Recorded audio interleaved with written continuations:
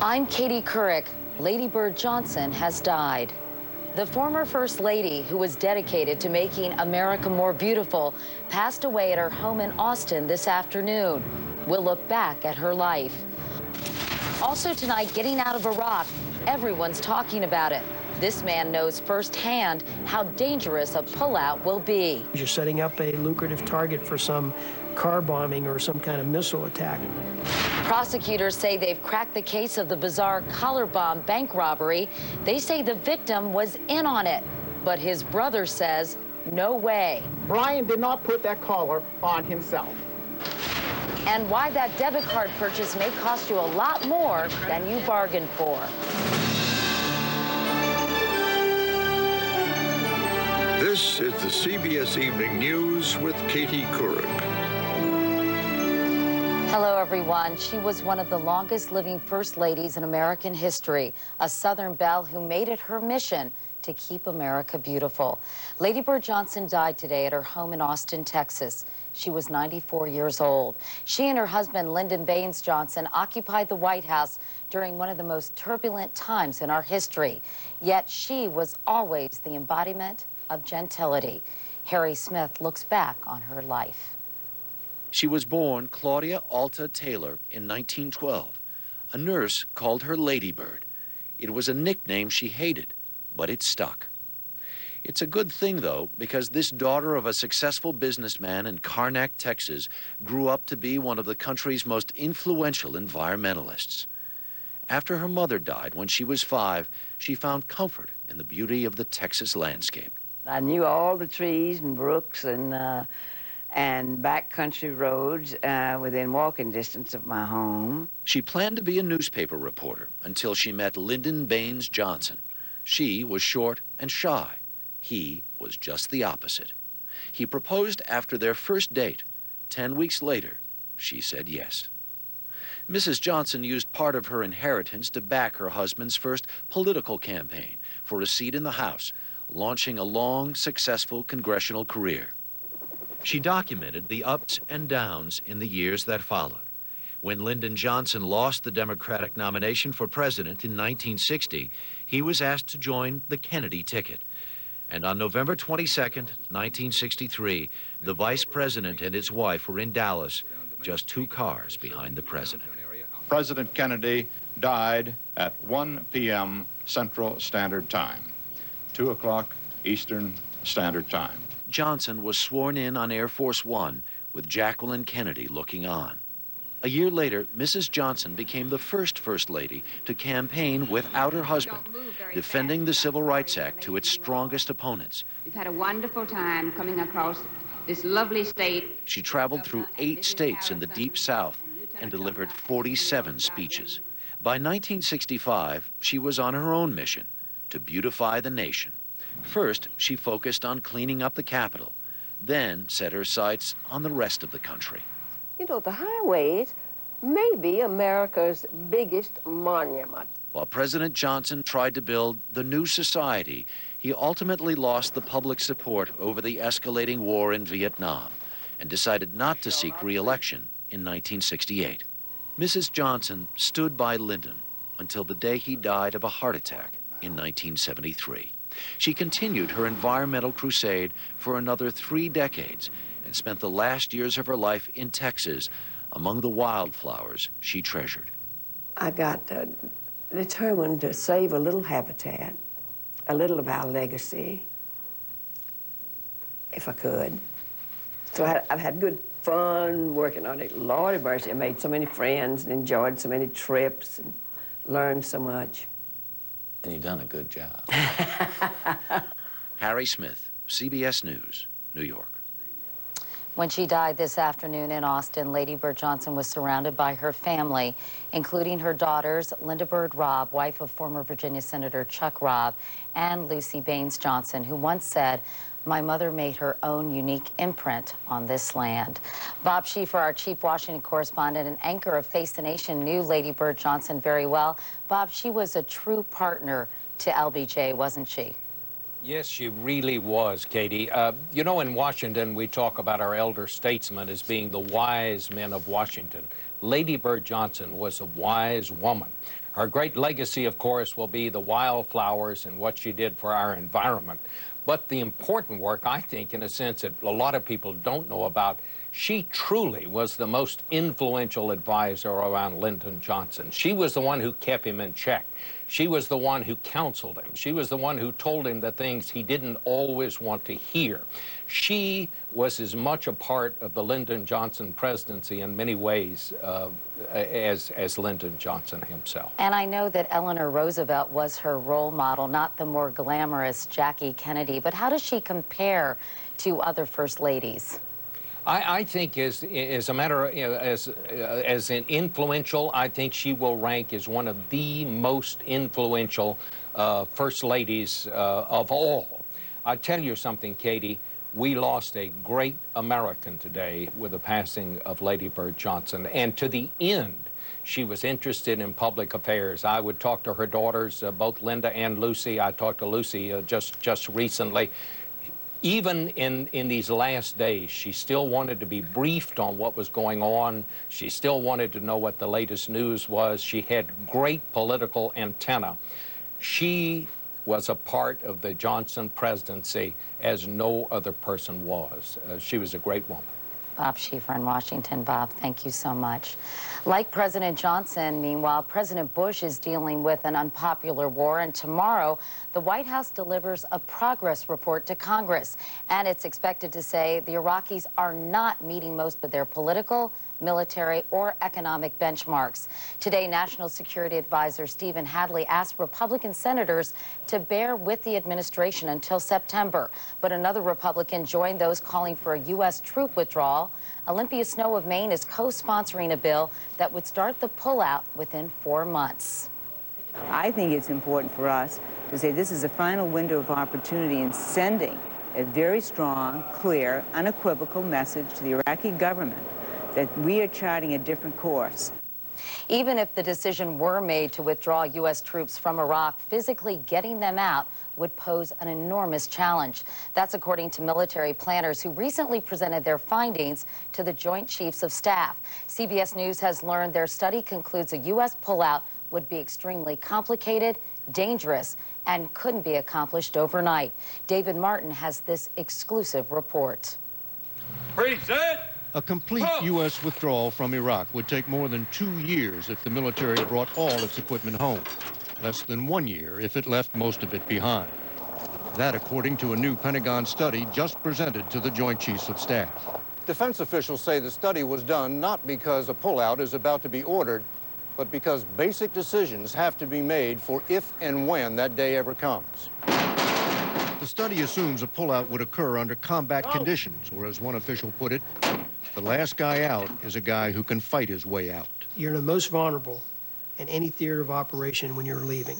Now retired and running a horse farm, Gus Pagonis commanded the pullout after the first war with Iraq, under much easier conditions. There was no enemy threat, nothing at all. Now you're in a terrorist war type activity where security will still have to be continued, which will be a massive exercise. There are 20 combat brigades in Iraq, each with about 50,000 tons of equipment. But that's less than half of what's there. Oh yeah, you have hospitals, the medical, ammunition depots, supply depots, water depots. But they all have to come out. Oh yeah, they all have to come out, and they have to come out in an early fashion. On top of that, there are 129,000 private contractors working for the U.S. government.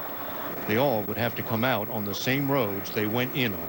There's not too many roads that you can actually take a truck with a tank on. Is it going to be bumper to bumper on those roads coming out? Oh yeah, they'll have to be. There were ambushes on those roads when American troops went in, and the threat hasn't gone away. As soon as you park 5, 6 vehicles, you're setting up a lucrative target for some car bombing or some kind of missile attack. The pullout would be faster if neighboring Jordan and Turkey allowed U.S. forces to come through their territory. But defense officials say the critical factor is how much of the American military arsenal would be turned over to the Iraqis. As for how much it would cost, no one has yet done the math. David Martin, CBS News, the Pentagon. In the war on terror, Al-Qaeda's #2 is calling tonight for a holy war against Pakistan's government. Ayman al-Zawahiri put out a new videotape calling for revenge after the government attacked a radical mosque, ending a siege that lasted more than a week. Today, funerals were held for some of those killed in the attack. More than 100 people were killed in the violence, mostly radical students.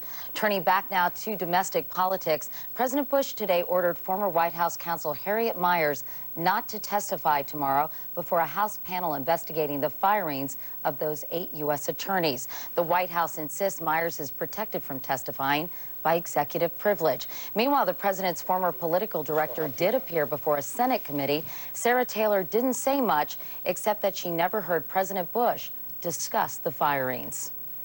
I don't believe that anybody in the White House did any wrongdoing. I don't believe that. Taylor refused to answer questions about whether the firings were politically motivated, also citing executive privilege. Now to one of the strangest mysteries in recent memory, that pizza delivery man killed by a collar bomb after robbing a Pennsylvania bank. After 4 years, prosecutors say the mystery has been solved. They say they now know who was behind it all. Cynthia Bowers has the story.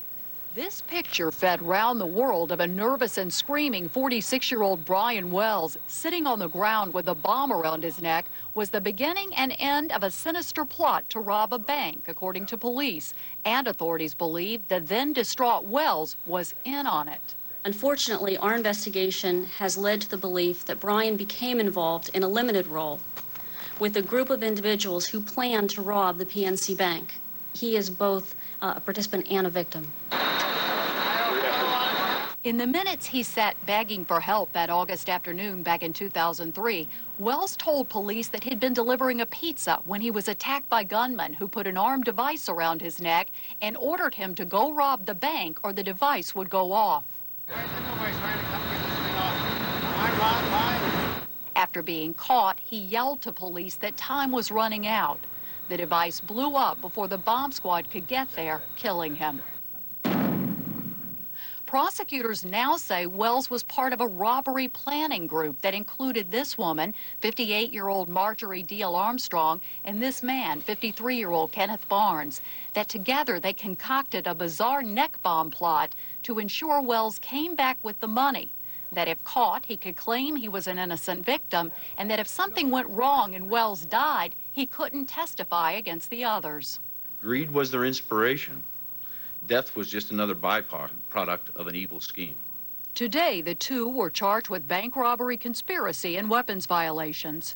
In another bizarre twist, Deal Armstrong was already in prison for murder that came to police attention in this case when they found the chopped-up body of her boyfriend, James Roden, inside a freezer at a house near where Wells made his last pizza delivery. It's believed the boyfriend was killed to keep him quiet about the bank robbery. Liar! As the feds tried to lay out their case today, an emotional outburst from Wells' distraught family. I can't imagine that they're trying to get the public to believe this. If convicted, Deal Armstrong and Barnes could face life behind bars, but prosecutors admit they may never know exactly how big a role the man who lost everything played in the plot. Cynthia Bowers, CBS News, Chicago. There is much more CBS News ahead, including the hidden costs of using that debit card. You'll pay a lot more than you think. But up next, look out, American drivers on a collision course with a sea of debris.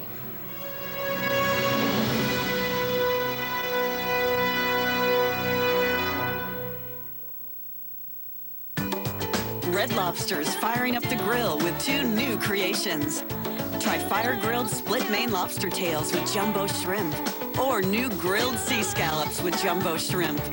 And soon, only at Red Lobster. Have you tried Honey Bunches of Oats yet? Hi, would you like to try a spoonful?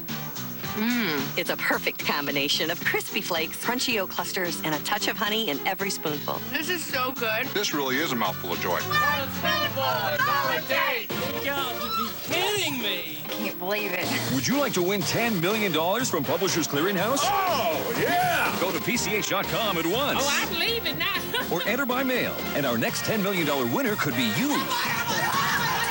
Heartburn? Painful. Zantac. Okay. Zantac quickly relieves heartburn. Better? Completely. Zantac's fast. Heartburn? Yeah. Prescription. Slow. The leading prescription can take a day or more to fully work. Zantac. Better. Zantac Fast. For heartburn, Zantac Fast. It's a big world, and it's my job to shrink it. I'm a model maker. We shrink buildings, we shrink landscapes. I make it really small. So when my doctor said that my going and going was because of an enlarging prostate, I said, how can we bring it down to size? He said, Avodart. He said, Avodart's different because over time, it actually shrinks the prostate and improves urinary symptoms over the long term. Other medicines don't treat the cause because they don't shrink the prostate. Avodart is for men only. Women should not take or handle Avodart due to risk of a specific birth defect. Tell your doctor if you have liver disease. Rarely sexual side effects, swelling, or tenderness of the breasts can occur. Only your doctor can determine if your symptoms are from an enlarged prostate and not prostate cancer. So have regular prostate exams. Ask your doctor about Avodart today. It's your growing problem. It's our job to shrink it. Avodart. Mosquitoes? Don't soak yourself with a sticky wet repellent.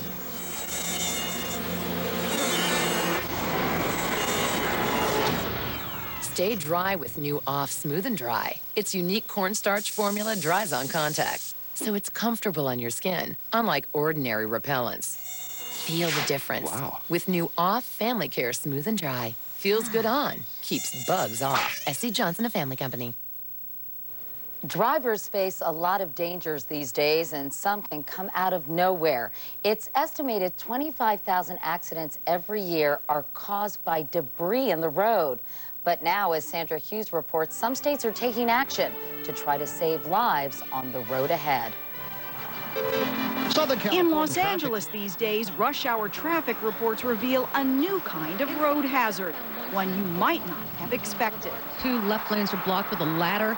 It's causing a lot of dodging and swerving. Random debris tied up on pickup trucks dumped by the side of the road. So many reports of junk on the roads that the California Highway Patrol has a website warning drivers around the hazards. This thing would have been like a 10-pound boomerang coming through your window. The thing was the handle of a tool which fell off a truck and almost impaled a driver in Tacoma, Washington. In Auburn, Washington, a truck driver died when he flipped trying to avoid a tire on the highway. In New York, the driver of this car was killed by a flying piece of metal. And last summer, Los Angeles County Sheriff's Deputy David Paquette died when he swerved to dodge a stove that had fallen off the truck in front of him. Paquette, a former Marine, left behind a wife and 2 children. The driver who didn't secure that stove in his pickup truck has been charged with murder and faces 25 years to life if convicted. His trial is next month. According to officials who clean up the roads, every year they collect enough junk from California highways alone to fill this stadium, the LA Coliseum, 8 feet deep. The business of recycling is a big part of the reason people are piling their trucks full of junk. Well, there's been an increase in both the scrap metal and scrap paper and cardboard. There's been a big increase in people collecting all the cardboard and bringing it to the recycling center. So officials in California and 10 other states are getting tough. In some states, the new penalty for losing your load on the highway can be as much as $5,000. If that lost debris causes an accident, the penalty can be as much as a year in jail. Oh, I'd hate to see that refrigerator fall off onto the highway there. Officer Duke says educating drivers is key. For instance, piling pallets this high isn't safe. I think it's very safe because the way I tied it, I think my ties are very good. That's the problem, say officials. People think they have loads secured, even when it's painfully obvious they don't. Sandra Hughes, CBS News, Whittier, California. And our special series concludes tomorrow with a look at a really sensitive issue. When are drivers simply too old to get behind the wheel? In other news tonight, lightning struck a storage tank at an oil refinery in New Jersey, and that set off a huge fire. The smoke could be seen for miles. No injuries were reported, and authorities said the fire didn't pose a threat to the surrounding neighborhood. Still ahead, paying with that debit card. What you don't know could cost you. So we'll fill you in after this.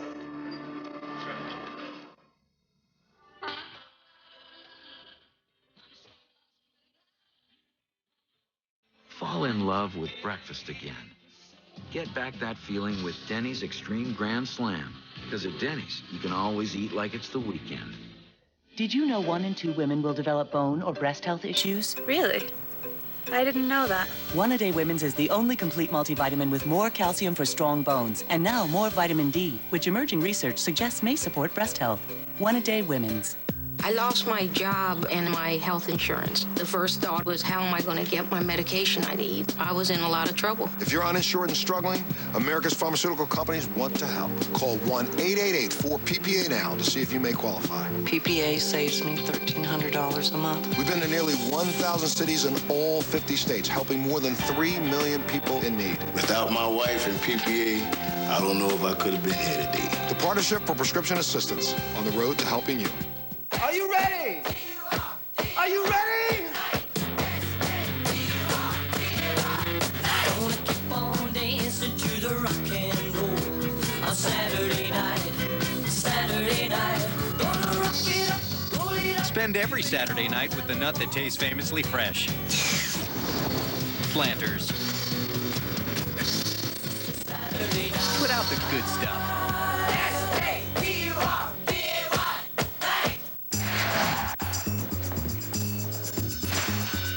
Fill the bag and nobody gets hurt. Fill the bag, fill the bag. Feel it. More. Come on, I haven't got all day. Because Glad Force Flex bags are designed to stretch, Come on, lady. they may take a while to fill. Get Glad Force Flex and find out why 7 out of 10 consumers prefer it over the other leading brand.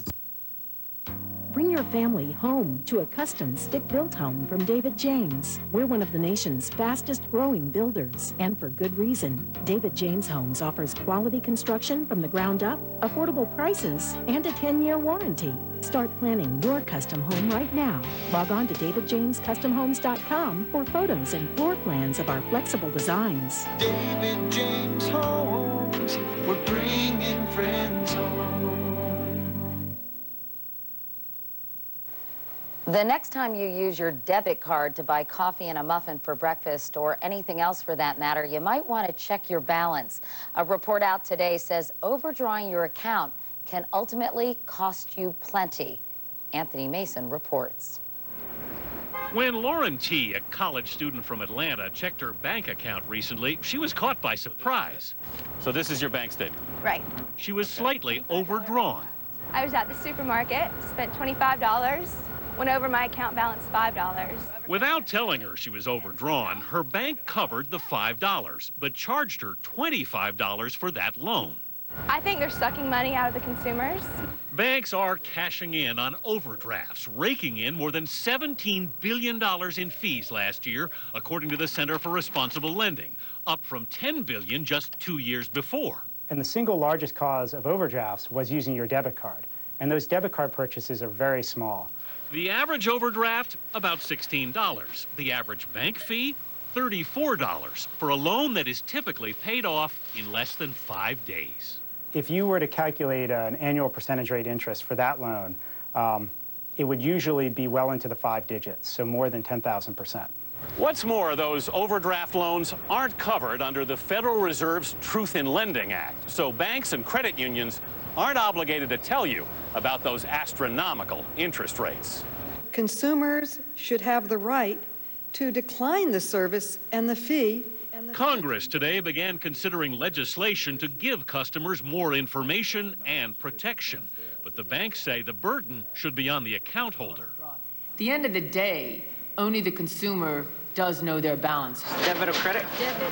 You can instruct your bank not to pay overdrafts to avoid those exorbitant fees. Banks used to discourage insufficient funds. Now they've become a profit center. Anthony Mason, CBS News, New York. In other financial news, AOL agreed today to pay $3 million and change its cancellation policies to settle a multi-state lawsuit. Customers had complained AOL made it difficult for them to close their dial-up accounts, and then the company charged them for services they thought had been canceled.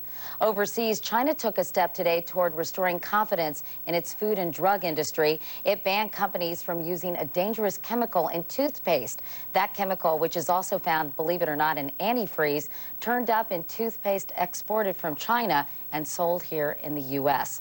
Also overseas, a remarkable discovery. Russian scientists today showed off the body of a baby mammoth that was found frozen in Siberia. It may have lived 10,000 years ago. The trunk and eyes are intact, and it even has some fur. Scientists believe mammoths lived for millions of years, but became extinct about 4,000 years ago.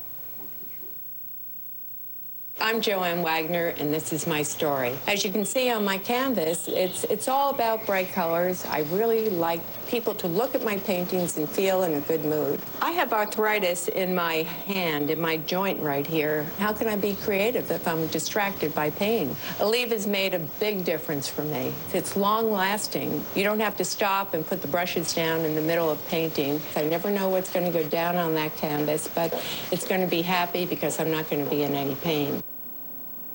Every great idea shapes the world around it.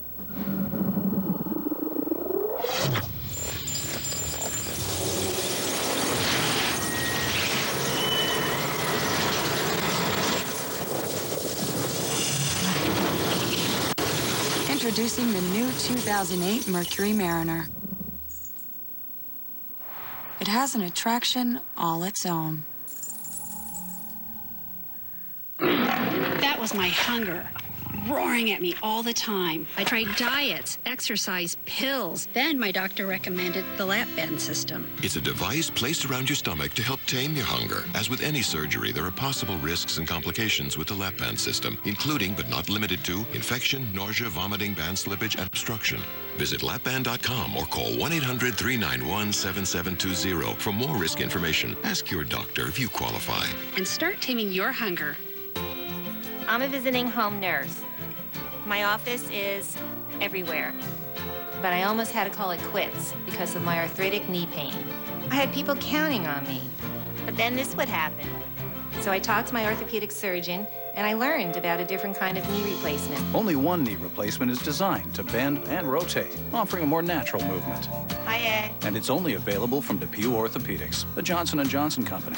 For more information, call 1-888-218-1176 or visit kneereplacement.com. Life's too short. I just couldn't put this off. Knee replacement is not for everyone. There are potential risks. Recovery takes time, and success depends on factors like age, weight, and activity level. Rehab wasn't easy, but it was worth it. You and your surgeon will know if surgery's right for you. Ask about the only knee designed to bend, rotate, and liberate. Call 1-888-218-1176 now or talk to your orthopedic surgeon. From DePuy Orthopedics, a Johnson & Johnson company. Vacation with the early show. Dave Price is on the road again this summer with our Great American Vacation. See who gets a free vacation tomorrow on the early show. And one last look now at our top story, the death of Lady Bird Johnson. The former First Lady died today at her home in Austin, Texas, surrounded by family and friends. She was 94 years old. Mrs. Johnson became First Lady on one of the most tragic days in American history, November 22nd, 1963, after the assassination of President Kennedy. Lady Bird was a pioneer in the environmental movement, raising money to beautify the nation's capital and her home state of Texas. The funeral will be held in Austin. Mrs. Johnson will be buried at the LBJ Ranch alongside her husband, who died in 1973. And that is the CBS Evening News for tonight. I'm Katie Couric. Thanks so much for watching. I'll see you tomorrow. Good night.